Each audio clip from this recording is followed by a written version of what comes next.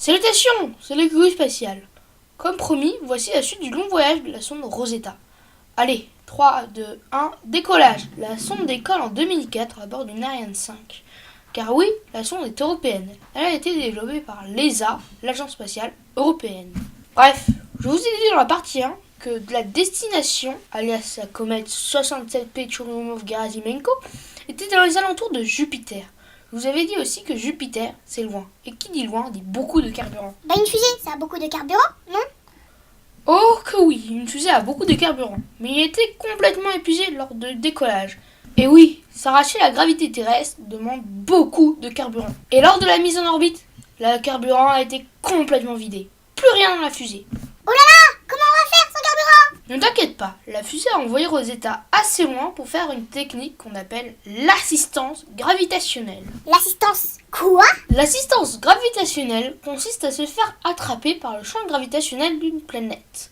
Ensuite, la sonde est tirée par la planète tellement fort que quand la sonde ressort du champ gravitationnel de la planète, elle va super vite et donc super loin. Mais ça ne suffit pas, car la comète est tellement loin que Rosetta va devoir effectuer 4 assistances gravitationnelles. 3 fois avec la Terre et 1 fois avec Mars. Wow, là on va tellement vite qu'on devrait atteindre la comète en 3 minutes. Non, car c'est tellement loin que même si on va à des vitesses inimaginables, on met quand même plusieurs années à arriver. Et là, il y a un problème. Les panneaux solaires de Rosetta sont trop loin du Soleil pour fournir assez d'électricité à Rosetta. Donc, les scientifiques ont décidé d'endormir la sonde. C'était très risqué car dans le cosmos, il n'y a personne pour la réveiller. Donc, les chercheurs ont mis au point un réveil à Rosetta pour qu'elle se réveille un jour. Mais il y a un autre problème. Comme Rosetta dort, elle ne peut pas voir s'il y a un obstacle. Car oui, dans l'espace, il y a beaucoup d'obstacles. Donc si la sonde percute un obstacle pendant son sommeil, elle sera détruite. Et ça, on ne peut rien y faire. Donc on croise les doigts pour que ça marche et on y va sur un trajet sûr. Heureusement, Rosetta s'est réveillée sans souci et elle n'avait pas de dégâts. Alors la sonde aurait pu arriver à la comète sans encombre. Yes, on est arrivé. On a réussi, je le savais. Pas tout à fait, car l'objectif final de la mission était de poser un robot sur la comète.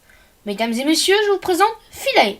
C'est un robot spécialement conçu pour atterrir sur la comète. Après que le petit robot se soit préparé, il saute et il touche le sol. C'est la première fois qu'un robot terrien se pose sur une comète. Sauf que, comme je vous l'ai dit dans la dernière vidéo, la gravité de la comète est très faible. Donc si on veut que Philae ne rebondisse pas sur le sol de la comète, on doit lui mettre des grappins aux pieds. Mais ça n'a pas loupé, les grappins étaient cassés.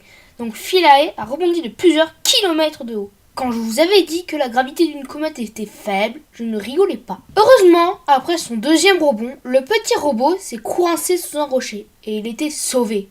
Malheureusement, sous un rocher, il n'y a pas de soleil. Donc les panneaux solaires ne pouvaient pas transmettre assez d'électricité. Bref, Philae s'est éteint après quelques jours passés sur la comète, car il n'y avait plus d'électricité. Mais Rosetta, elle, a continué les expériences scientifiques et elle a fait plein de découvertes. Mais après tout ce boulot, elle était fatiguée.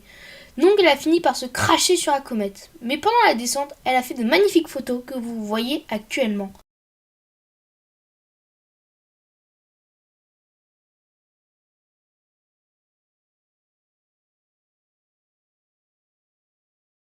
Même aujourd'hui, les scientifiques sont encore en train de découvrir des choses grâce au voyage de Rosetta. Bref, j'espère que vous avez tout compris car il y a des choses très compliquées, comme l'assistance gravitationnelle. Mais j'espère que la vidéo vous aura quand même plu.